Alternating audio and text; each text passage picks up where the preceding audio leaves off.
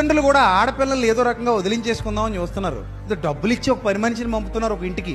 నిజమా కాదా ఆలోచించుకోండి. అందరి జీవితాల్లో అలా ఉంటదని నేను చెప్పట్లేదు, కానీ చాలా మంది ఆడవాళ్ళ జీవితాల్లో నేను గమనించింది ఏంటంటే, డబ్బులు ఎదుటోడికి కట్నంగా ఇచ్చి మరీ ఒక అందమైన పని మనిషి నాడికి అప్పగిస్తున్నాం. లైఫ్ లాంగ్ ఉత్తినే అంట్లు తోమాలి, రూపాయి జీతం అక్కర్లా, ఉత్తినే బట్టలు ఉతుకొచ్చు, ఉత్తినే పిల్లలు కానీ పెట్టేయచ్చు, ఉత్తినే అత్తగారితో మామగారితో తిట్లు కూడా తినొచ్చు. అబ్బా, వాళ్ళ ఫ్రస్ట్రేషన్ తగ్గించుకోవడానికి ఒక ఆబ్జెక్ట్ దొరికింది. ఇంత చక్కగా ఓ పని మనిషి లైఫ్ లాంగ్ ఎదురు డబ్బులు ఇచ్చి మరీ మన దగ్గర భార్య రూపంలో దొరికేసింది కొంతమందికి. ఎంత అదృష్టం వాళ్ళది. వ్యవస్థ అలా తగలడింది. భార్య పని మనిషి కాదు, మన మనిషి, మనలో మనిషి. అలా అర్థం చేసుకున్నవాడు నిజమైన భర్త. తల్లిదండ్రులు కూడా ఆ విషయాన్ని అర్థం చేసుకోవాలి. నా కూతురును పని మనిషి కింద పంపేస్తున్నాను అనుకుంటే, అలా పని మనిషిగా ఎదురు కట్నం ఇచ్చి ఎవడింటికో పంపే బదులు ఎక్కడో చోట కూలికి పెట్టేసుకోవచ్చుగా. నీకే తెచ్చిస్తుందా జీతం ఏదో? కనీసం ఆ బతికేదో స్వతంత్రంగా బతుకుద్ది నీ దగ్గర. కొడుకుని ఎలాగా తోలేయవు కదా బయటికి, అలాగే కూతురుని కూడా పెట్టేసుకో నీ దగ్గరే. పని మనిషిగా ఎవడింటికి పంపకూడదు, మన మనిషిగా అయితే పంపించవచ్చు, తప్పులేదు. అందుకే నేను కట్నాలు డిమాండ్ చేసేవాడికి పిల్లల్ని ఇవ్వకని చెప్తాను. పక్క వచ్చి కూర్చుంటారు, అప్పుడు దాకా బాగానే ఉంటారు. అదే మరి ఏదో మాట్లాడేసుకుంటే ఏం మాట్లాడేసుకుంటావు నీ మొహం. అలా ఏమైనా ఇస్తే తీసుకో గిఫ్ట్ గా,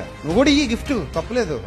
గిఫ్ట్ వరకు ఓకే, డిమాండ్లు ఏంటి నాకు అర్థం కదా. మనం ఎవరిని పని మనుషుల్ని తెచ్చుకోవట్లా, రిక్వెస్ట్ చేసి తెచ్చుకోవాలి. ఏది తెచ్చుకున్నా కృతజ్ఞత ఉండాలి. మీ భార్యల పట్ల కృతజ్ఞత లేకపోతే మీరు అసలు భర్తలే కాదు. కూరలో కర్రీపాకుని తీసి పడేస్తారు. తప్పది. అసలు ఆ కృతజ్ఞత భావన ఉన్నప్పుడు మన అని మనలో కలిపేసుకుంటాం. తెచ్చినా మనోళ్లే, లేకపోయినా మనోళ్లే. చచ్చిపోయేంత వరకు మనతో కలిసి ఉంటారు. నమ్మొచ్చారు మనల్ని, నమ్మక ద్రోహం చేస్తామా? కాపాడుకుంటాం చివరి వరకు. ఇప్పుడు